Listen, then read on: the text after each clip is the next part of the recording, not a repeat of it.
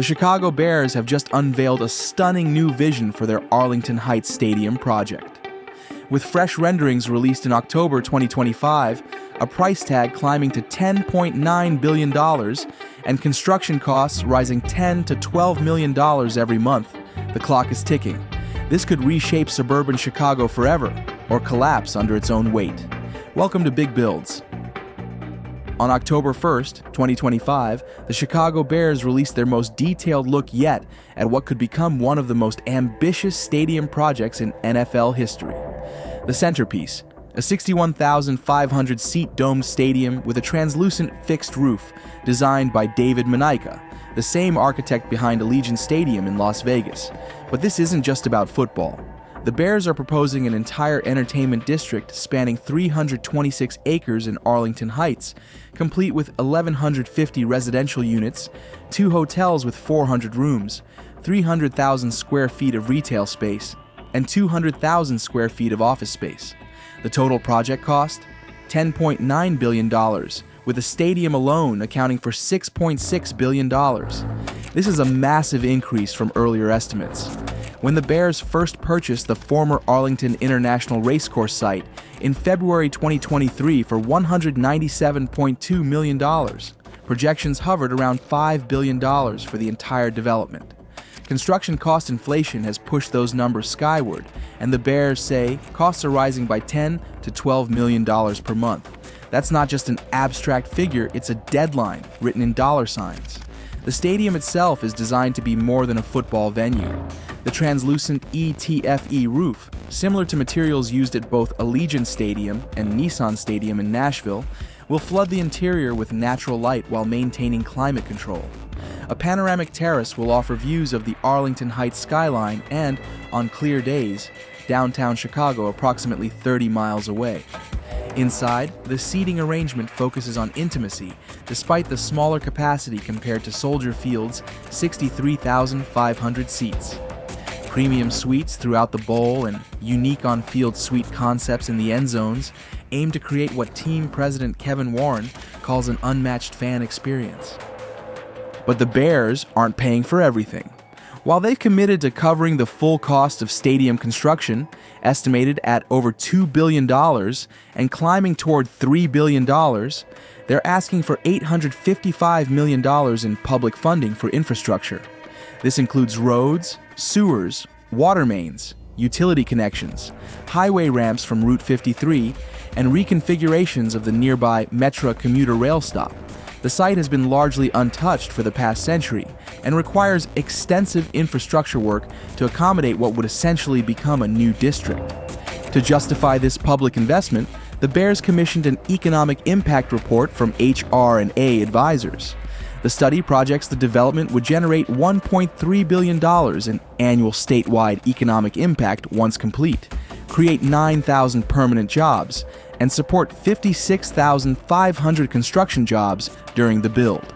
The report estimates that state tax revenues would eventually exceed the funding request by over $400 million.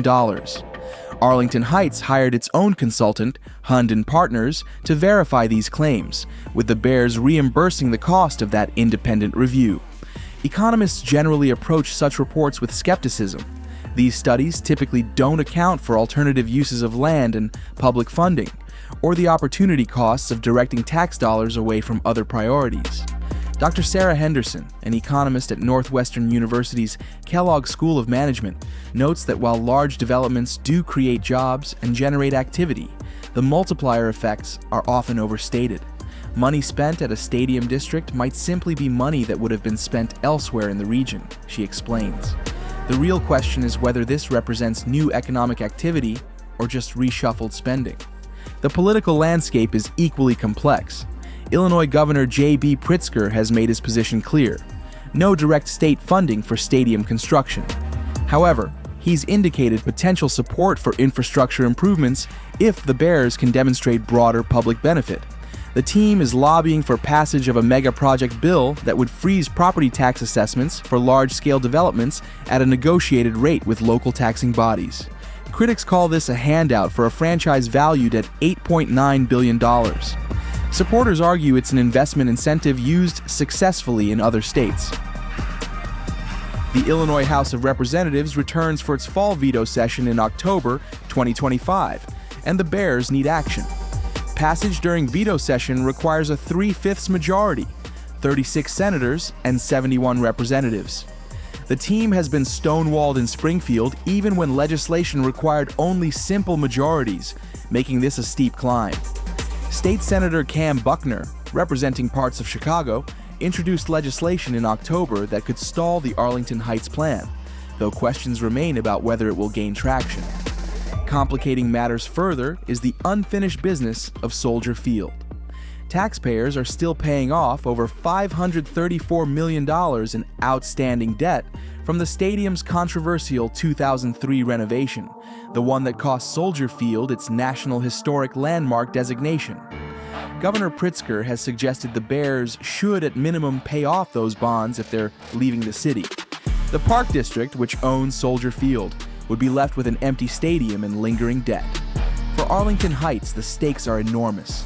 The village approved a tax plan that sets annual property taxes for the site, but the Bears want better terms before construction begins. Team CEO Kevin Warren has stated they're making excellent progress with weekly meetings between Bears leadership and village officials.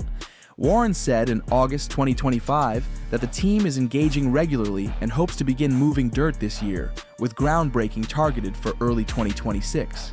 The goal is to open the stadium by 2028 or 2029, in time to bid for hosting a Super Bowl as early as 2031. But there's a hard deadline looming.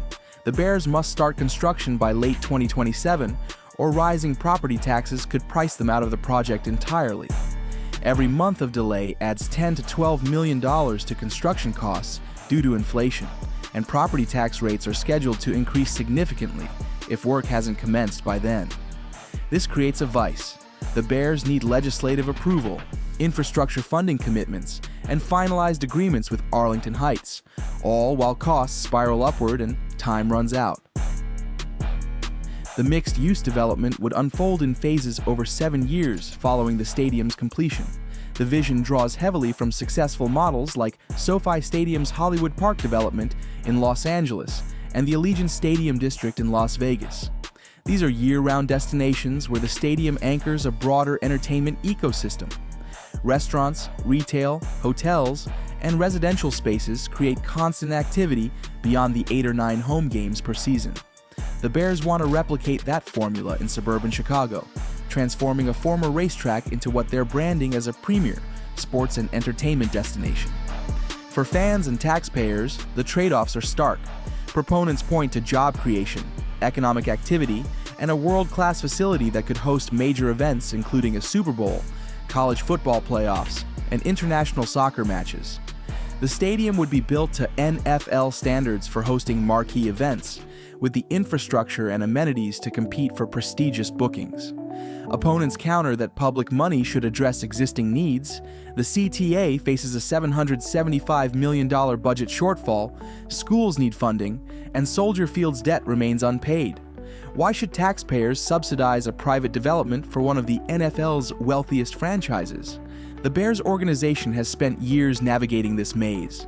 After the purchase of Arlington Heights in 2023, they briefly pivoted to explore a lakefront proposal near Soldier Field, backed by Chicago Mayor Brandon Johnson. That plan, unveiled in April 2024, called for over $1 billion in public funding and was quickly labeled a non-starter by state officials. Friends of the Parks, an influential advocacy group, announced opposition and threatened legal action. By mid-2024, the Bears had shifted focus back to Arlington Heights, calling it the only site within Cook County that meets their standards. As construction timelines tighten and costs rise, the Chicago Bears face one of the most complex stadium development scenarios in recent NFL history. The October 2025 renderings and economic projections represent the team's most comprehensive pitch yet, but they're still waiting for the legislative green light that makes it all possible. The veto session in Springfield will be critical. Without passage of the mega project bill and commitments on infrastructure funding, groundbreaking in 2026 becomes impossible, and the entire project could unravel. The Chicago Bears are running out of time to turn this ambitious vision into reality, with financial pressure mounting and political hurdles still unresolved. We'll be tracking the Arlington Heights project closely as negotiations with state legislators and village officials continue through the critical months ahead. If you want to stay updated on all the latest NFL stadium developments, hit that like button and subscribe to Big Builds for comprehensive coverage of the business and politics behind America's biggest sports construction projects.